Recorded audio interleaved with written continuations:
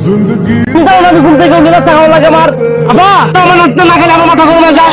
তুই রোজা রাখতে পারছ আমি তো ভুলে গেছিলাম। বেলা তো অনেক বড় না ঘুরে তাড়াতাড়ি আমরা খাওন দাও। আমি তো কোনো বেরোজগার ব্যক্তির রান্না করে খাওয়াইতে পারবো না।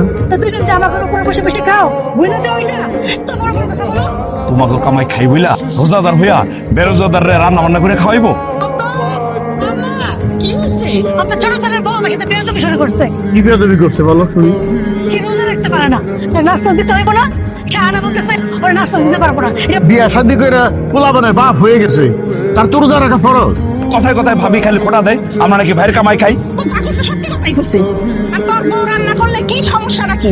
আমি এই কথাই তারে বলছিলাম। আমি রোজা রেখা একজন বেরোজগার ব্যক্তির জন্য রান্না করতে পারবো না, আমি তো এটাই বলছি। তুমি রান্না বাড়া কইরা ওই জাবেদ বাবা দিয়ে খাইতে দাও। আসলে যে রোজা রাখতে হবে এটা যদি আমি আগে জানতাম আমি জীবনে তোমার